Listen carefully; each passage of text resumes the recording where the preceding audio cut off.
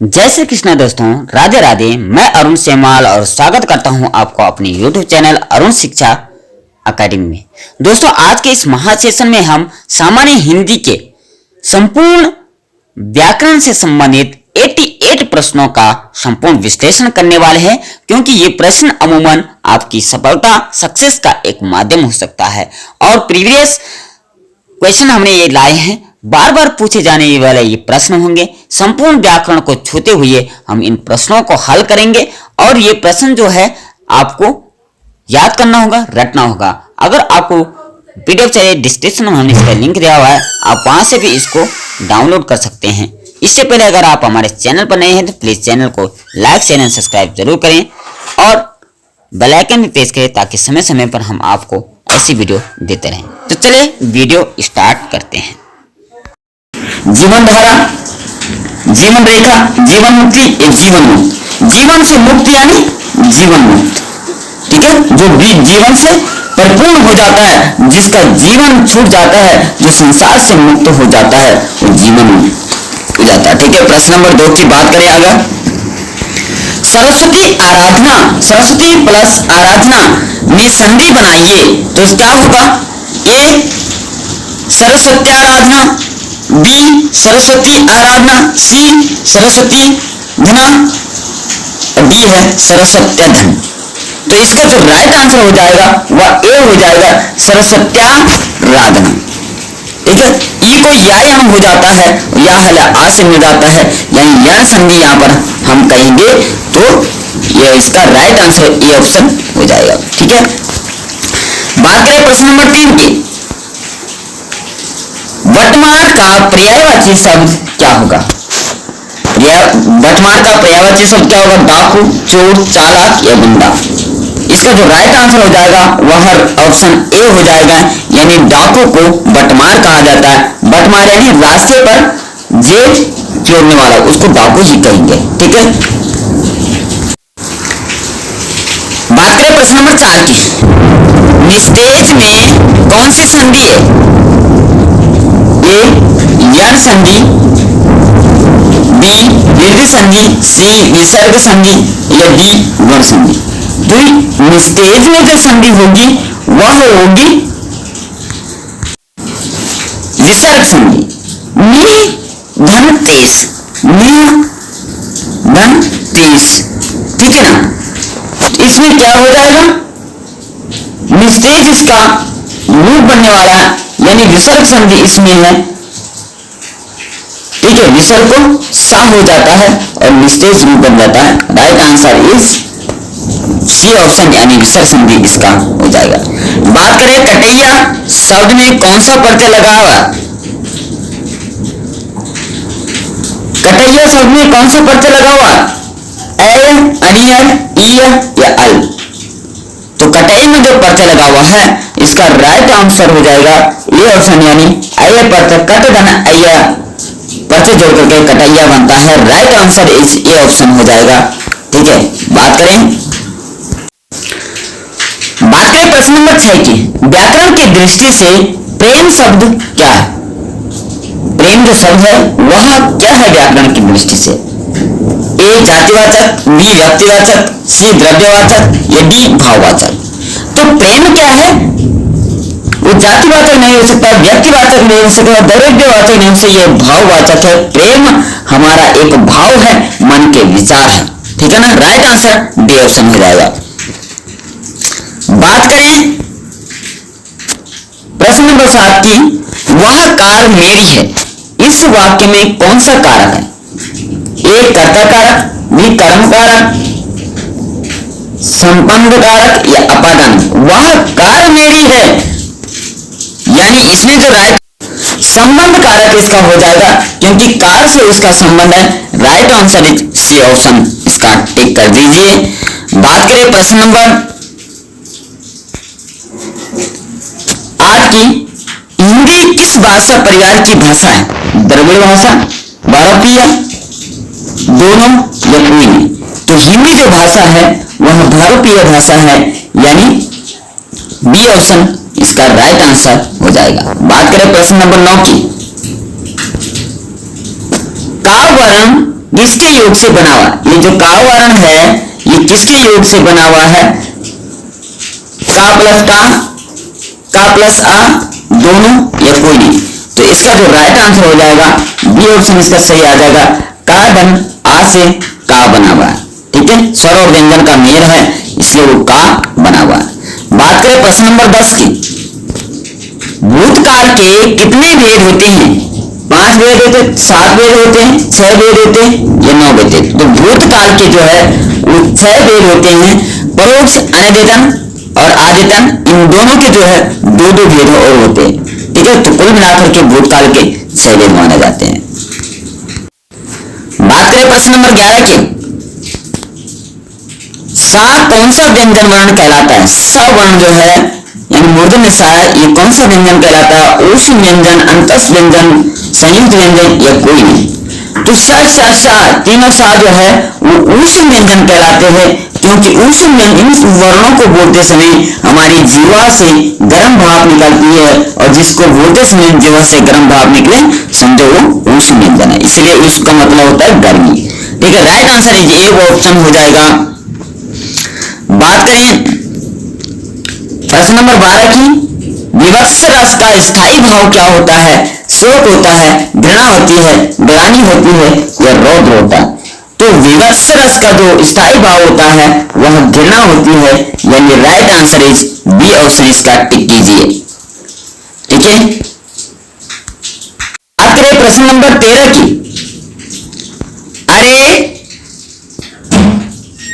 अरे उसने तो कमाल कर दिया वाक्य किस प्रकार का? विस्मयादि बोधक है, संबंध बोधक है, दोनों है या कोई नहीं है? तो इसका जो राइट आंसर हो जाएगा वह होगा विस्मयादि बोधक, यानी विस्मयादि बोधक इसका राइट आंसर हो जाएगा, यानी ए ऑप्शन पर आप टिक कर दीजिए, ठीक है। बात करें प्रश्न नंबर 14 की, उड्डयन के संधि विच्छेद का सही विकल्प कौन सा होगा? अब इन 4 ऑप्शन में से इसका सही विकल्प आपको चयन करना होगा। उद्दंडयन, उच्चदंडयन, उत्तदंडयन या उद्दंडयन। अब बात करिए कौन सा इसका राइट आंसर हो जाएगा, तो इसका जो राइट आंसर हो जाएगा सी ऑप्शन हो जाएगा उत्तदंडयन, यानी यहाँ पर व्यंजन संधि है और व्यंजन संधि में कवर को डाल हो जाता है और उड्डयन यहाँ योग बन जाता है, ठीक है। बात करें प्रश्न नंबर 15 की, विश्वामित्र का सही संधि विच्छेद क्या होगा? विश्वधनमित्र, विश्वाधनमित्र, विश्वामित्र या विश्वामित्र? तो इसका जो राइट आंसर हो जाएगा सी ऑप्शन हो जाएगा विश्वधन अमित्र, इसलिए यहाँ पे दीर्घ संधि होगी और दीर्घ संधि की परिभाषा है प्लस से आगे पीछे जो समान स्वर है उसको दीर्घ होता है, यानी स्वा में भी आ है और आगे आ है, इसलिए दीर्घ हो जाएगा, विश्वामित्र हो जाएगा। राइट आंसर इसी ऑप्शन इसका हो जाएगा। अब बात करें प्रत्युत्तर का संधि विच्छेद क्या होगा? प्रत्युत्तर का राइट संधि विच्छेद क्या होगा? प्रधन उत्तर, प्रतिधन उत्तर, प्रतिधन उत्तर या प्रत्युत्तर? तो इसका जो राइट आंसर हो जाएगा वह होगा प्रतिधन उत्तर। ई से परे ऊ है, यहाँ पर या संधि इसको हो जाएगी, ई को या हो जाएगा, का हल या से या हल ऊ से मिल जाएगा, यानी right answer is B option इसका हो जाएगा। बात करें प्रश्न नंबर 17 की, सुंदरोदन का संधि विच्छेद क्या होगा? सुंदरधन औदन, सुंदरधन औदन, सुंदरोदन या सुंदररोदन? तो इसका जो राइट आंसर हो जाएगा वह ए ऑप्शन हो जाएगा सुंदरधन औदन, यानी और ओ को रा में आ है आगे ओ है, और ओ को ओ वृद्धि हो जाती है, यानी वृद्धि संधि यहाँ पर होगी। राइट आंसर ये ऑप्शन इसका हो जाएगा। बात करें प्रश्न नंबर 18 की, निर्गुण का संधि विच्छेद क्या होगा? तो इसमें 4 ऑप्शन दिए गए हैं, निर्गुण, निर्धन गुण, निधन गुण, निधन गुण या निर्धन गुण। तो निर्गुण का जो संधि विच्छेद होगा इसमें विसर्ग संधि है, यानी विसर्ग जो है सी ऑप्शन इसका सही हो जाएगा, निधन गुण। विसर्ग को रा हो जाता है, रा हले गा के ऊपर चला जाता है और विसर्ग निर्गुण इसका शब्द बन जाता है। राइट आंसर सी ऑप्शन इसका हो जाएगा। बात करें अभिधन अर्थी से बनने वाला शब्द है अभ्यर्थी, अभिरुचि, अभ्यर्थी या अभ्यर्थी। तो इसका जो राइट आंसर हो जाएगा वो ए ऑप्शन इसका हो जाएगा, क्योंकि भाग में ई जो है उसको या संधि हो जाएगी, ई को या हो जाएगा, या हरे आ से अभ्यर्थी इसका रूप बन जाएगा।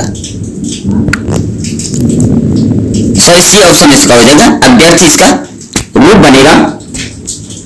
ठीक है, दीर्घ नहीं होगा बल्कि सी ऑप्शन इसका राइट आंसर हो जाएगा, या हरे आ से मिल जाएगा। ठीक है, बात करें प्रश्न नंबर 20 की। किस समास में कोई पद प्रधान नहीं होता है? किस समास में कोई पद प्रधान नहीं होता है? अव्ययभाव, बहुव्रीहि, द्विगु या तत्पुरुष। तो इसका जो राइट आंसर हो जाएगा वह बहुव्रीहि समास हो जाएगा, क्योंकि बहुव्रीहि समास का परिभाषा है कि जिसका तीसरा पद प्रधान होता है, यानी तीसरा अर्थ निकलता है, जिसके उत्तर और पूर्व पद दोनों प्रधान नहीं होते, वो बहुव्रीहि समास का। क्योंकि अविभाव समास की परिभाषा क्या है? जिसका पूर्व पद संख्यावाची हो और पूर्व पद अव्यय शब्द हो, उत्तर पद इसका प्रधान हो।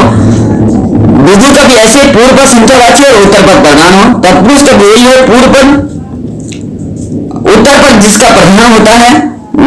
ठीक है, लेकिन बहुव्रीहि समास क्या है? इसके दोनों पद प्रधान न होकर के तीसरा अर्थ निकलता हो बहुव्रीहि समास कहलाता है। Right answer is B option इसका हो जाएगा।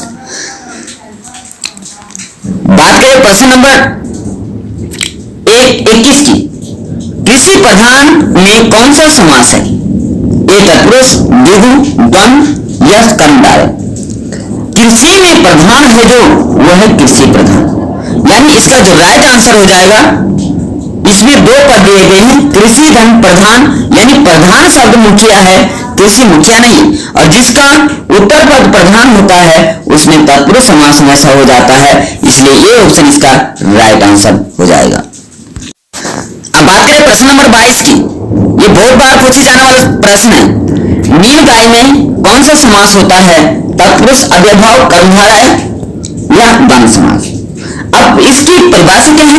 नीली है जो गाय, यहाँ जहां विशेषण और विशेष्य का उल्लेख होता है वहां हमेशा कर्मधारय समास होता है, क्योंकि तत्पुरुष का उत्तर पद प्रधान होता है, अव्ययभाव का पूर्व पद अव्यय शब्द होता है, द्वंद्व समास का दोनों पद प्रधान होते हैं।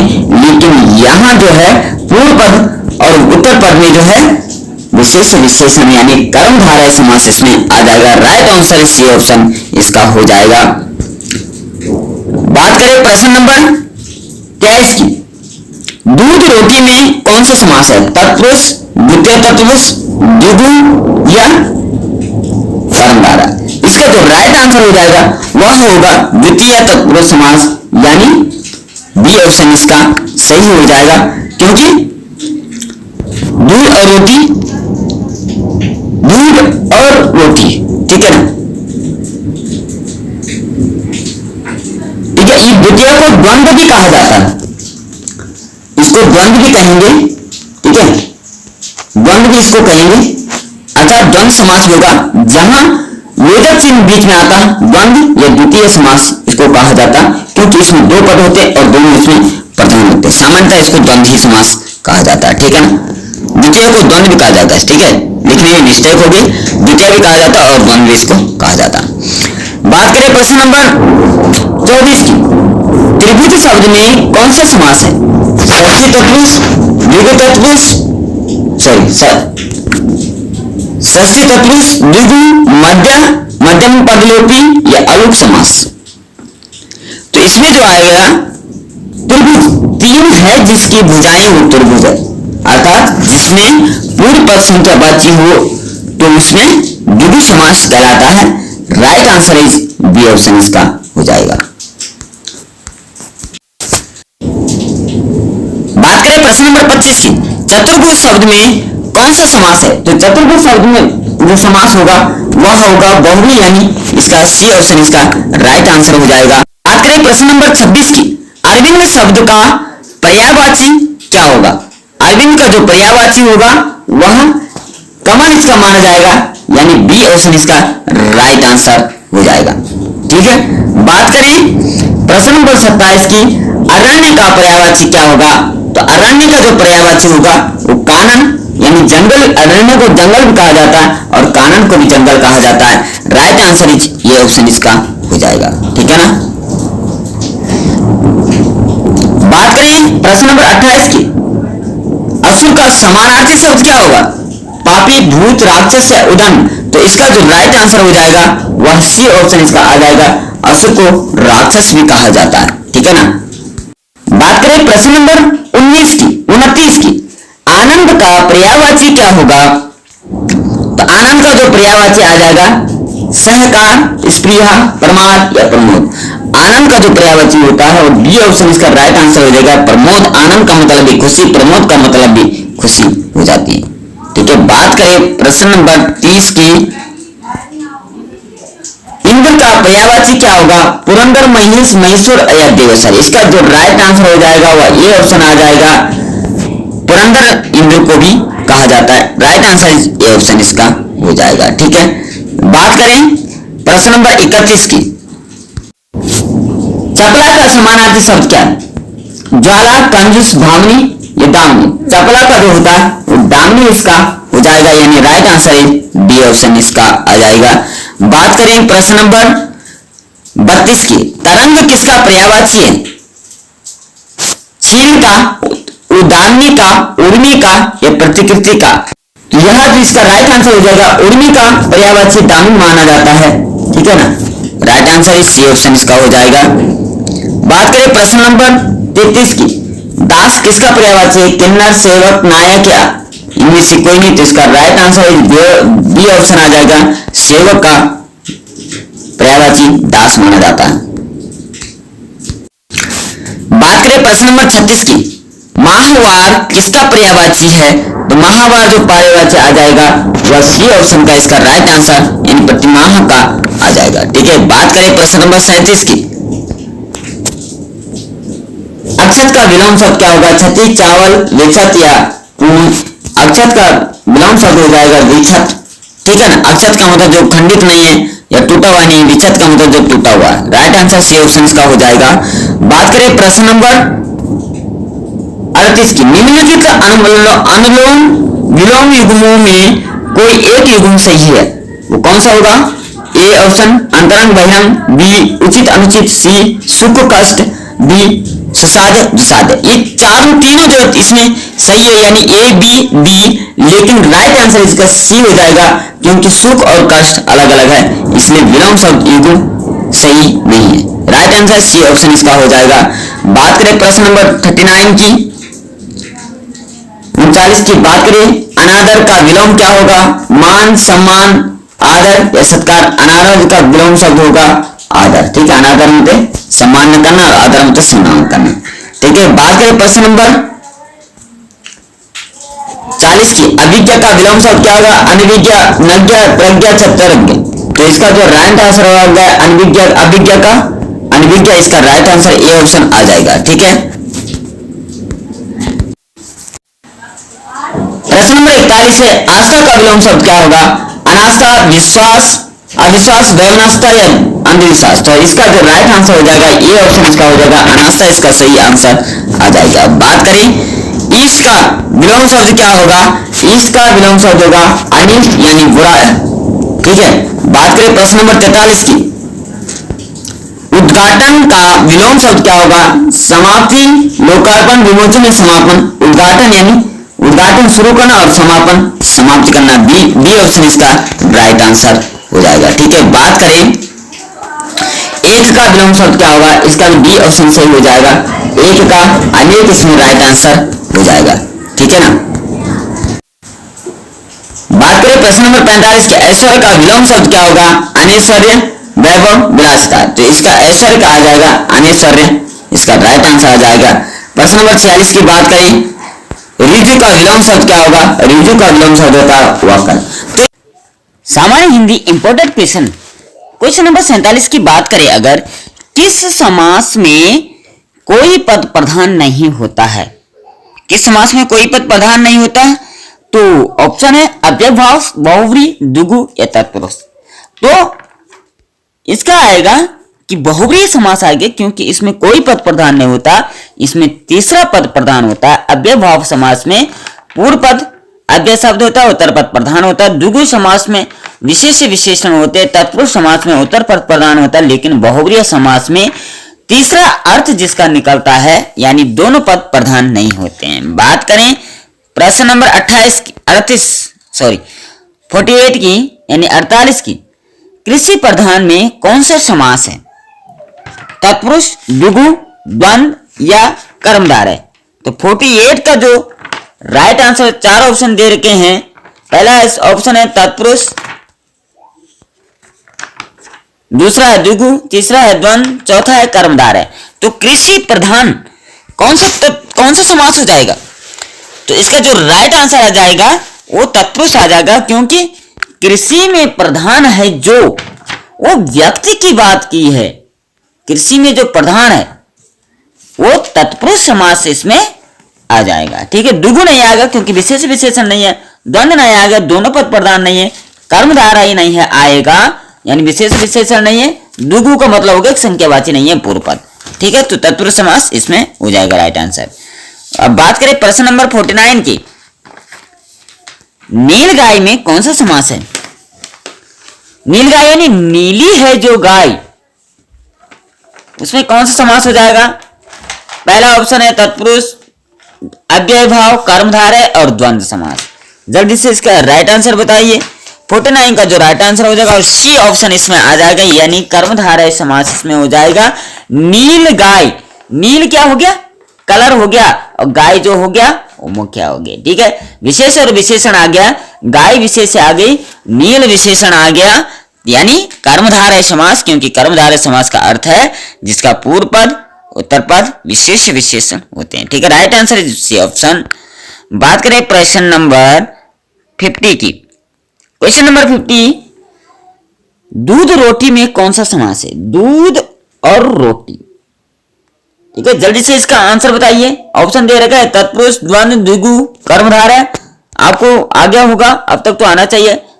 तो इसका जो राइट आंसर हो जाएगा द्वंद्व समास आ जाएगा। तो क्यों आएगा? क्योंकि हमने आपसे पहले ही कहा था जहां युगल शब्द आता है, जहां विलोम शब्द आ जाता है, जहां बीच में योजक चिन्ह आता है वो द्वंद्व समास कहलाता है। दोनों पद जिसके प्रधान होते हैं द्वंद्व समास कहलाता है। दूध भी इंपॉर्टेंट है, रोटी भी इंपॉर्टेंट है। ठीक है, राइट आंसर सी ऑप्शन या बी ऑप्शन यानी द्वंद्व समास इसका हो जाएगा।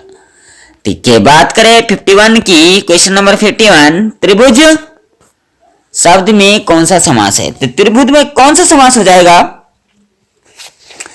त्रिभुज का मतलब तीन भुजाओं वाला। जल्दी से राइट आंसर बताइए आप। 51 का राइट आंसर, तो इसका जो राइट आंसर हो जाएगा, चार ऑप्शन इसमें दे रखे हैं, षष्ठी, तत्पुरुष, द्विगु, मध्यम लोपी या अलुक समास। तो 51 का जो राइट आंसर हो जाएगा बी ऑप्शन आ जाएगा, द्विगु समास हो जाएगा। क्यों होगा? क्योंकि इसमें पूर्व पद जो है वो संख्यावाची है। त्रिभुज का मतलब तीन भुजाएं हैं जो, और तीन भुजाएं जो है तीन भुजाओं वाला। ठीक है, तो संख्यावाची आ गया। ठीक है, प्रश्न नंबर 52 की बात करें, चतुर्भुज शब्द में कौन सा समास है?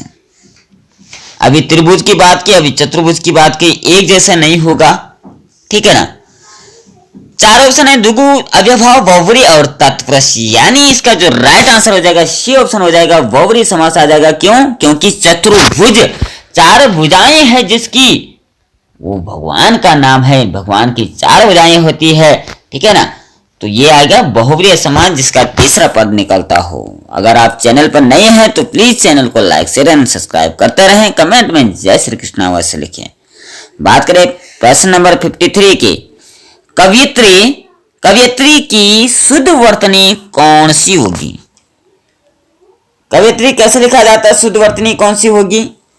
कवियत्री, कवियत्री या कवित्री या कवित्री। राइट आंसर क्या हो जाएगा प्रश्न नंबर 53 का यानी 53 का? तो इसका जो राइट आंसर हो जाएगा सी ऑप्शन इसका आ जाएगा, कवियत्री ऐसा लिखा जाता है। ठीक है ना, कवियत्री। कवियत्री नहीं, कवियत्री इसका राइट आंसर सी ऑप्शन हो जाएगा। ठीक है, बात करें प्रश्न नंबर 54 की।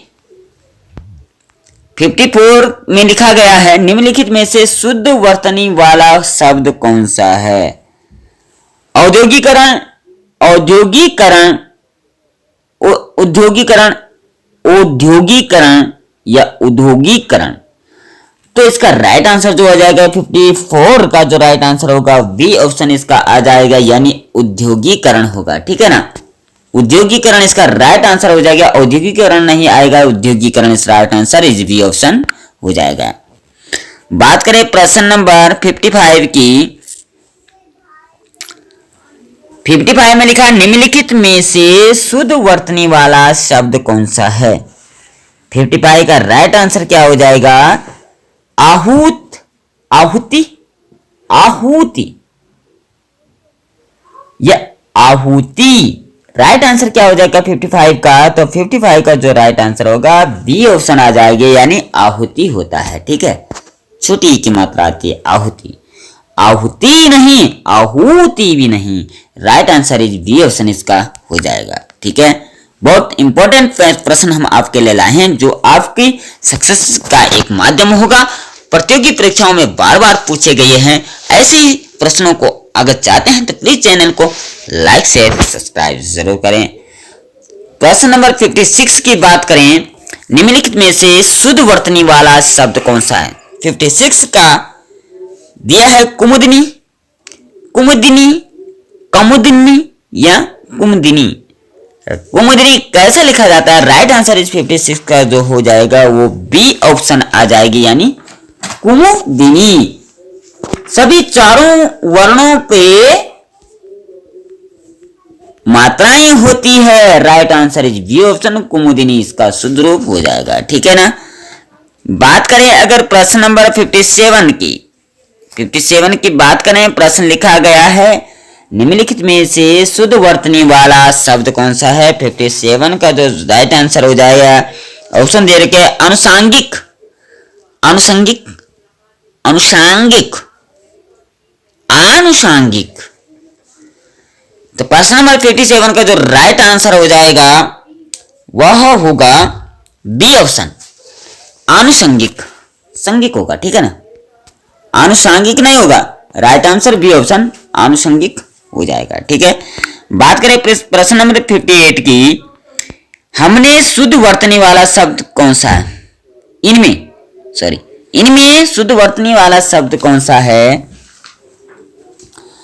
भागीरथी, भागीरथ, भगीरथ या भागीरथी।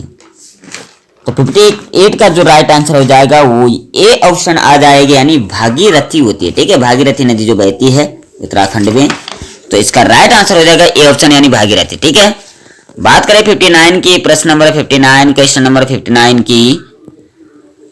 लिखा गया निम्नलिखित में से शुद्ध वर्तनी वाला शब्द कौन सा होगा? 59 का जो राइट आंसर हो जाएगा, ऑप्शन दे रखे शुश्रूषा, शुश्रूषा, शुश्रूषा या शुश्रूषा।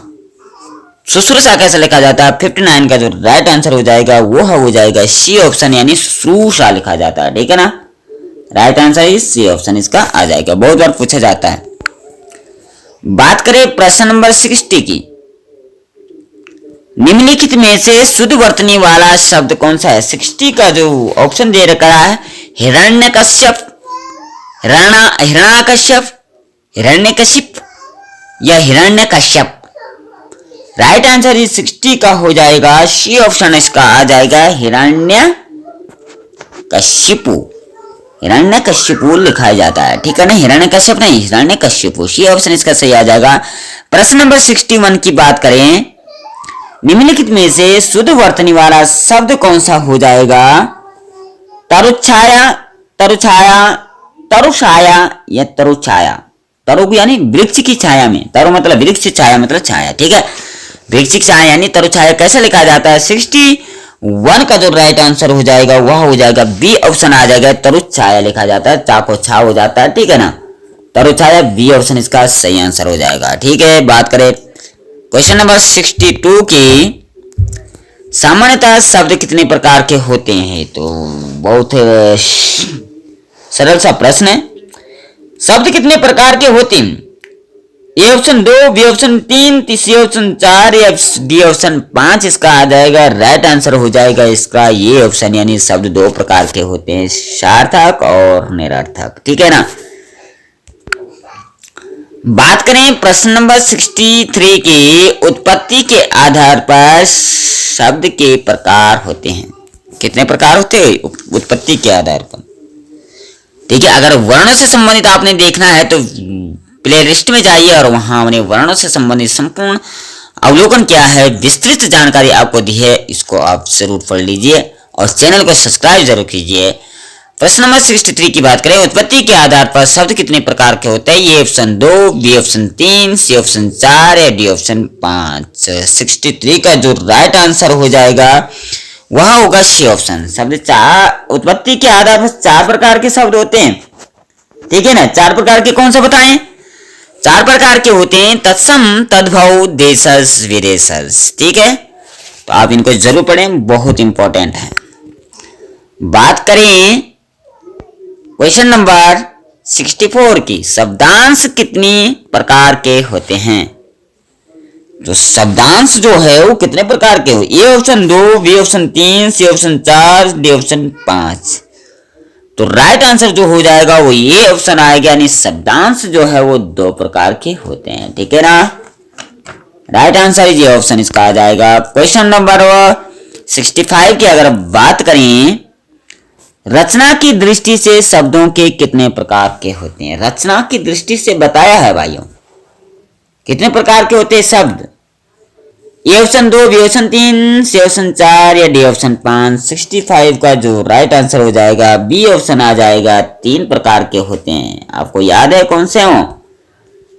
रचना की दृष्टि से 3 प्रकार के होते हैं, रूट, यौगिक और योग रूट। आप याद कीजिए। ठीक है, अगर नहीं पढ़ा है तो पढ़ लीजिए, प्लेलिस्ट में जाकर के आप उसको देख सकते हैं। ठीक है, बी ऑप्शन सही हो जाएगा। बात करें प्रश्न नंबर यानी क्वेश्चन नंबर 66 के, मृत्यु धन उपरांत की संधि क्या होगी? मृत्यु धन उपरांत की संधि क्या होगी? ए ऑप्शन मृत्यु उपरांत, बी ऑप्शन मृत्यु पर्यंत, सी ऑप्शन मृत्यु उपरांत या डी ऑप्शन मृत्यु उपरांत। क्वेश्चन नंबर 66 की बात करें तो सी ऑप्शन इसका सही हो जाएगा। ठीक है ना। मृत्यु उपरांत, मृत्यु उपरांत हो जाएगा। ठीक है, क्यों होगा? क्योंकि समान स्वर जो है वो आमने सामने रहे। प्लस से पहले जो है ऊ है और प्लस के बाद भी ऊ है, तो वहां पर दीर्घ संधि आ जाती है। बच्चों, अगर आपने संधि के बारे में नहीं पढ़ा है तो प्लेलिस्ट में जाकर के आप संधि भी पढ़ सकते हैं। विस्तृत अध्ययन हमने संधि का किया हुआ है, आप वहां जाकर के उस संधि को अच्छी ट्रिक के अनुसार पढ़ सकते हैं। जहां समान स्वर रहते हैं वहां दीर्घ संधि हो जाती है। ठीक है, स्वर संधि का भेद है। सी ऑप्शन इस सही राइट आंसर हो जाएगा इसका। क्वेश्चन नंबर 67 की बात करें, यथाशक्ति में कौन सा समास है? यथाच शक्तिमासी, संस्कृत में इसका विग्रह होगा, अव्ययभाव समास होगा, तत्पुरुष समास होगा, बहुव्रीहि समास होगा या कर्मधारय समास होगा। 67 का जो राइट आंसर आ जाएगा वह आ जाएगा ये, यानी अव्ययभाव इसमें समास हो जाएगा। क्यों? क्योंकि पूर्व पद अव्यय शब्द है, यथा जो है वो अव्यय शब्द माना जाता है। राइट आंसर ये ऑप्शन आ जाएगा। ठीक है ना। प्रश्न नंबर 68 की बात करें कि पीताम्बर में कौन सा समास है? ये ऑप्शन है अव्ययभाव, बी ऑप्शन है तत्पुरुष समास, सी ऑप्शन है बहुव्रीहि समास या डी ऑप्शन है द्वंद्व समास। 68 की अगर हम बात करें तो इसमें कौन सा समास हो जाएगा? यानी सी ऑप्शन इसका सही हो जाएगा, बहुव्रीहि समास इसमें आ जाएगा। पीता च अम्बरमसी, पीला वस्त्र धारण किया हुआ है जिसने विष्णु भगवान का नाम है, यानी तीसरा अर्थ निकल रहा है, बहुव्रीहि समास इसमें हो जाएगा। बात करें अगर यहां से प्रश्न बनेंगे कि शुद्ध वाक्य छांटना है आपने। ठीक है, इसमें शुद्ध वाक्य कौन से हैं? 69 की अगर बात करें, इसमें शुद्ध वाक्य कौन सा होगा? वह सब लोग भले हैं, भीड़ में 4 जयपुर के व्यक्ति थे, मनुष्य ईश्वर की उत्कृष्टतम कृति है, या वह सारे गुप्त रहस्य प्रकट करते हैं, क्योंकि ऐसे प्रश्न भी पूछे जाते हैं। 69 का जो राइट आंसर हो जाएगा सी ऑप्शन आ जाएगा, यानी मनुष्य ईश्वर की उत्कृष्ट रचना है। ठीक है ना, राइट आंसर है सी ऑप्शन। ठीक है, बात करें अगर 70 की, क्वेश्चन नंबर 70 की बात करें, ये भी शुद्ध करने के लिए है। राम को अनुत्तीर्ण होने की आशंका है, राम को अनुत्तीर्ण होने की का शक है। ये जंगल में प्रातः काल के समय बहुत सुहावना दृश्य होता है, मेरे से मत पूछो। राइट आंसर इसका क्या हो जाएगा, शुद्ध रूप क्या हो जाएगा 70 का अगर बात करें तो ये ऑप्शन इसका सही हो जाएगा, यानी राम को अनुत्तीर्ण होने की आशंका, भय लगा हुआ है। ठीक है, राइट आंसर ये ऑप्शन। बात करें अगर 71 की, तो इसमें लिखा गया है बंदूक एक उपयोगी अस्त्र है, यह मेरा पुस्तक है, इन्हें एक पुत्र है, भारत में अनेकों जातियां हैं। इसमें शुद्ध रूप कौन सा है 71 की अगर बात करें तो ए ऑप्शन इसका आ जाएगा, यानी बंदूक एक उपयोगी अस्त्र है। ठीक है ना, बात करें 72, क्वेश्चन नंबर 72 की, रागिनी अपने आप चली गई, रागिनी खुद चली गई, रागिनी अपने से ही चली गई, रागिनी आपके आप चली गई। तो राइट आंसर इसका क्या हो जाएगा 72 की अगर बात करें तो इसमें ए ऑप्शन सही हो जाएगा, यानी रागिनी अपने आप चली गई। Right answer is A option. ठीक है, बात करें 73 की, क्वेश्चन नंबर 73 की अगर बात करें, आपने आप के घर जाएं, आप ही आपके घर जाएं, आप अपने घर जाएं, आप आपकी घर जाएं। राइट आंसर क्या हो जाएगा, सी ऑप्शन इसका आ जाएगा, क्योंकि इसमें क्या लिखा गया है। ठीक है, ये इसका सही आंसर हो जाएगा। बात करें अगर 74 क्वेश्चन नंबर की, नेताजी को आज वहां जाना है, नेताजी ने आज वहां जाना है, आज वहां नेताजी जाना है, या वहां आज नेताजी जाना है। 74 की अगर बात करें तो ये ऑप्शन इसका आ जाएगा, यानी नेताजी को आज वहां जाना है, ये ऑप्शन सही हो जाएगा। ठीक है, बात करें अगर क्वेश्चन नंबर 75 की, तो गगनचुंबी में कौन सा समास है, गगनचुंबी में कौन सा समास होगा, अव्यवहार, तत्पुरुष, बहुव्रीहि या द्वंद्व। ठीक है, 75 के अगर राइट आंसर की बात करें तो 75 का राइट आंसर बी ऑप्शन हो जाएगा, तत्पुरुष समास उसमें हो जाएगा। ठीक है, चुंबी का जो है उत्तर पद प्रधान है। ठीक है ना, बात करें अगर क्वेश्चन नंबर 76 की, धातु कितने प्रकार के होते हैं। ठीक है ना, कई बार पूछा जाता है। 76 का जो देर का A option 2, B option 3, C option 4 या डी ऑप्शन 5। क्वेश्चन नंबर 76 के बात करें, ए ऑप्शन हो जाएगा, 2 प्रकार की धातु होती है, सकर्मक धातु और अकर्मक धातु। ठीक है ना, बात करें अगर क्वेश्चन नंबर 77 के, साखी शब्द का तत्सम रूप क्या होगा, साक्षी, सखी या शाखा या साक्ष्य। 77 की अगर बात करें क्वेश्चन नंबर की, तो राइट आंसर इसका ए ऑप्शन हो जाएगा, साखी का साक्षी तत्सम रूप हो जाता है। तत्सम का मतलब कहते हैं कि जो संस्कृत का शुद्ध रूप होता है। ठीक है ना, बात करें अगर 78 क्वेश्चन नंबर की, आंख का तत्सम रूप कौन सा होगा, नेत्र, नयन, अक्षि या चक्षु। 78 की अगर बात करें, सी ऑप्शन इसका सही आ जाएगा, अक्षि इसको कहा जाता है। ठीक है ना, राइट आंसर सी ऑप्शन। ठीक है, बात करें अगर क्वेश्चन नंबर 79 की, भारत में हिंदी को राजभाषा का दर्जा कब दिया गया, 15 अगस्त 1947, 14 सितंबर 1949, 26 जनवरी 1950, 14 सितंबर 1989। तो राइट आंसर 79 का जो हो जाएगा वो बी ऑप्शन हो जाएगा, 14 सितंबर 1949 यानी 1949 को। ठीक है, बात करें अगर क्वेश्चन नंबर 80 की, भारत की राष्ट्रभाषा कौन सी है, हिंदी, अंग्रेजी, संस्कृत या कोई नहीं। तो राष्ट्र भाषा जो भारत की है, ए ऑप्शन से आ जाएगा, हिंदी राष्ट्रभाषा है। ठीक है ना, कामकाजी भाषा भी इसको कहा जाता है। सॉरी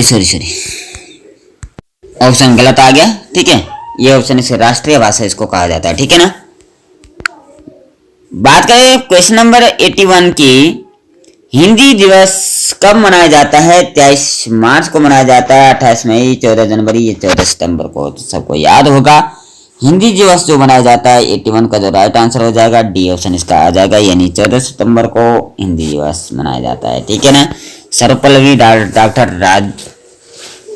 राधा कृष्ण के जो है जन्म दिवस के उपलक्ष्य में इसको मनाया जाता है। ठीक है, बात करें अगर क्वेश्चन नंबर 82 की, कनक कनकते सौगनी में कौन सा अलंकार है? बहुत ही इंपॉर्टेंट अलंकार माना जाता है और बहुत ही इंपॉर्टेंट उदाहरण यह माना जाता है। रूपक, अनुप्रास, यमक या श्लेष। 82 का जो राइट आंसर हो जाएगा वह हो जाएगा सी, यानी यमक अलंकार का उदाहरण है जहां शब्दों की आवृत्ति होती है, और अनुप्रास अलंकार का उदाहरण है जहां वर्णों की आवृत्ति होती है। 82 का राइट आंसर सी ऑप्शन आ जाएगा। ठीक है ना।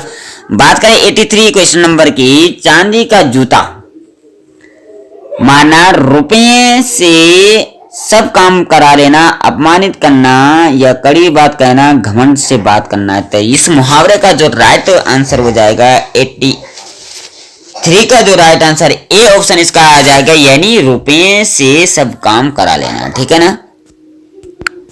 क्वेश्चन नंबर 84 की अगर बात करें, इसका इस मुहावरे का अर्थ क्या होगा? पांव तले जमीन खिसकना, कमजोर संकल्प का होना, या बी ऑप्शन है दूसरे के आगे कमजोर पड़ना, सी ऑप्शन है होशा हवास खो बैठना, या डी ऑप्शन बड़ी विपत्ति में फंसना। तो 84 का जो राइट आंसर हो जाएगा सी ऑप्शन इसका आ जाएगा, होशो हवास खो बैठना। ठीक है ना। बात करें 85 की, क्वेश्चन नंबर 85 की, इस मुहावरे का अर्थ क्या होगा? शेर के दांत गिनना, अत्यंत साहसपूर्ण कार्य करना, गिनती सीखने का खेल करना, संभव को संभव बना देना, या अनहोनी बातें करना।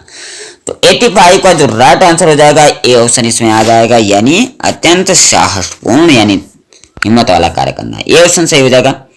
बात करें 86 की, क्वेश्चन नंबर की, इस मुहावरे का अर्थ क्या होता है? थाली का बैंगन, असमंजस में रहना, कोई कदर न होना, सिद्धांतहीन होना, या उछल कूद मचाना। तो 86 का जो राइट आंसर हो जाएगा सी ऑप्शन आ जाएगा, यानी सिद्धांतहीन होना। ठीक है ना।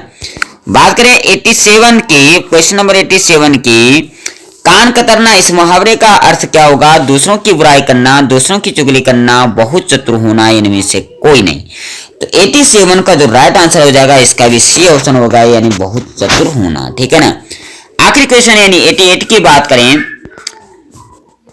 उड़ती चिड़िया पहचानना का मुहावरे का अर्थ क्या होगा? शिकार में कुशल होना, अच्छे बुरे की पहचान बताना, दूर की बात जान लेना, या बहुत अनुभवी होना। तो 88 का जो राइट आंसर हो जाएगा वह हो जाएगा डी ऑप्शन, यानी बहुत अनुभवी होना। तो ये कुल मिलाकर के आज हमने 88 प्रश्नों का आपके पास से संपूर्ण विश्लेषण किया, और प्रतियोगी परीक्षाओं में बार बार पूछे जाने वाले प्रश्नों को हमने आपके सामने रखा।